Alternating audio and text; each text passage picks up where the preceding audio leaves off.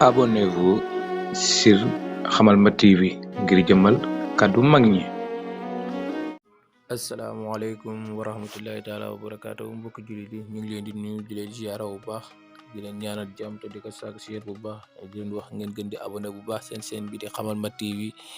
di aimé vidéo yi te di ko partagé bu baax di wax ñëwati nañ seen heure de prière yi waxtu julli yi du 24 février 2 mars 2023 ñu ngi salaatu 6h13 suba si ñu ngi koy julli 6h28 tisbaar ñu ngi koy julli 14h15 takkusaan ñu ngi koy julli 17h pile timis ñu ngi koy julli 19h25 geewee ñu ngi koy julli 20h25 di wax yàlla may ñu dégg ak topp te nangu ñu jaamu yàlla bépp jaamu yàlla bu ñu ko jaamu yàlla ñu ko nangu bi jaahi nabi Mustafa sallallahu alayhi wa sallam di leen wax ngeen gën di abonné bu baax seen chaîne bi di Hamalma TV te aimé vidéo yi te di ko partagé bu baax jërë ngeen jëf.